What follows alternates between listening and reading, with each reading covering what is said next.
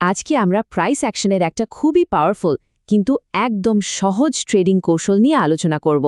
তো চলুন শুরু করা যাক। আপনারা কি এমন একটা সহজ কৌশল খুঁজছেন যেখানে জেতার সম্ভাবনা বেশ ভালো? তাহলে এই আলোচনাটা আপনাদের জন্য। এখানে আমরা মার্কেটের খুব গুরুত্বপূর্ণ লেভেলগুলোর সাথে একটা শক্তিশালী রিভার্সাল প্যাটার্নকে মিলিয়ে দেখব যে এটা আসলে কিভাবে কাজ করে। যে কোনো স্ট্র্যাটেজি কাজে লাগানোর আগে আমাদের কিছু টুলস বা সরঞ্জাম দরকার হয়। তো চলুন প্রথমে দেখে নিই এই স্ট্র্যাটেজিটার জন্য আমাদের ট্রেডিং টুলকিটে ঠিক কী কী জিনিস লাগছে। তো আমাদের হাতে আছে এই কয়েকটা সহজ কিন্তু খুবই শক্তিশালী জিনিস। আমরা ব্যবহার করব 5 মিনিটের চার্ট, কারণ এটা আমাদের মার্কেটে দ্রুত মুভমেন্ট ধরতে সাহায্য করে। সাপোর্টার রেজিস্ট্যান্স তো হলো সেই জোন যেখান থেকে মার্কেটের ঘুরে দাঁড়ানোর একটা বড় সম্ভাবনা থাকে। আর এঙ্গালফিং প্যাটার্ন, ওটা হলো আমাদের জন্য একটা শক্তিশালী সিগন্যাল যে মার্কেটের মোমেন্টাম এখন চেঞ্জ হতে চলেছে। আচ্ছা, এবার আসি আসল কথায়। কখন আমরা একটা বাই বা কল এন্ট্রি নেব? একটা সঠিক এন্ট্রি পয়েন্ট খুঁজে বের করার জন্য আমরা ঠিক কি কি সংকেত খুঁজব? চলুন সেটা ধাপে ধাপে দেখে নেওয়া যাক। দেখুন, একটা ভালো ট্রেড ধরতে হলে এই 4টা জিনিস পরপর ঘটতে হবে। 1. প্রাইসকে আসতে হবে একটা শক্ত সাপোর্ট লেভেলে। 2. তার ঠিক আগের ক্যান্ডেলটা হতে হবে লাল বা বেয়ারিশ। 3. আর এর পরেই আসবে আসল খেলোয়াড়, একটা বড়সড় বুলিশ এঙ্গালফিং ক্যান্ডেল, যেটা তার আগের ক্যান্ডেলটাকে পুরোপুরি ঢেকে ফেলবে।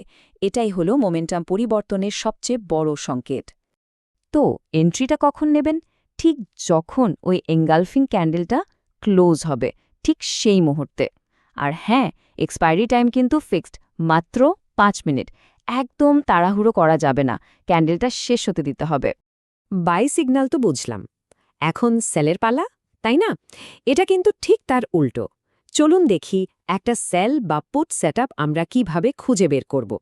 খেয়াল করে দেখুন, নিয়মগুলো কিন্তু একদম আয়নার মতো উল্টো। বাইয়ের জন্য যা যা দেখেছিলাম, এখানে ঠিক তার বিপরীতটা খুঁজব আমরা। প্রাইস যাবে একটা শক্তিশালী রেজিস্ট্যান্স লেভেলে, তার আগে একটা বুলিশ ক্যান্ডেল থাকবে, আর তারপরেই আসবে আমাদের কাঙ্ক্ষিত বেয়ারিশ এঙ্গালফিং প্যাটার্নটা।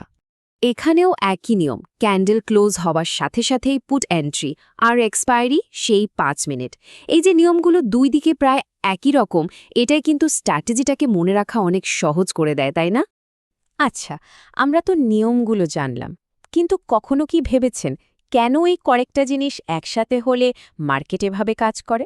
শুধু নিয়ম মুখস্থ করলে তো হবে না, এর পেছনের লজিকটাও বুঝতে হবে। চলুন সেটাই একটু বোঝার চেষ্টা করি। ব্যাপারটা খুব সহজ। সাপোর্ট আর রেজিস্ট্যান্স লেভেলগুলো হচ্ছে মার্কেটের যুদ্ধক্ষেত্র। এখানে বায়ার আর সেলারদের মধ্যে একটা লড়াই চলে, আর এঙ্গালফিং প্যাটার্নটা হলো সেই যুদ্ধের রেজাল্ট। এটা আমাদের চোখে আঙুল দিয়ে দেখিয়ে দেয় যে লড়াইয়ে কারা জিতছে আর মার্কেট এখন কোন দিকে যাওয়ার জন্য তৈরি হচ্ছে। শুধু এন্ট্রি পয়েন্ট জানলেই কিন্তু ভালো ট্রেডার হওয়া যায় না। আসল খেলাটা হলো ডিসিপ্লিনের। লম্বা সময় ধরে লাভ করতে চাইলে কিছু গুরুত্বপূর্ণ নিয়ম আপনাকে মেনে চলতেই হবে। শুধু স্ট্র্যাটেজি জানলে হবে না। এখানে একজন ভালো ট্রেডার আর একজন সাধারণ ট্রেডারের মধ্যে পার্থক্যটা তৈরি হয়। মনে রাখতে হবে, যখন মার্কেট কোন দিকে যাবে বুঝতে পারছেন না, মানে সাইডওয়েজ, তখন জোর করে ট্রেড করার দরকার নেই। আর ছোটখাটো দুর্বল এঙ্গালফিং প্যাটার্ন দেখে লোভে পড়া যাবে না। দিনে ভালো দেখে 2-3টা কোয়ালিটি সেটআপই যথেষ্ট। কোয়ান্টিটি না, কোয়ালিটি ম্যাটার্স। এভাবে যদি আপনারা রিয়েল প্রাইস অ্যাকশন দিয়ে বাইনারি ট্রেডিং শিখতে চান, তাহলে এখনই আমাদের page binary trading insights follow করুন। আর প্রতিদিনের নতুন স্ট্র্যাটেজি, মার্কেট অ্যানালাইসিস আর লাইভ সেটআপ পেতে আমাদের টেলিগ্রাম চ্যানেলে জয়েন করে ফেলুন।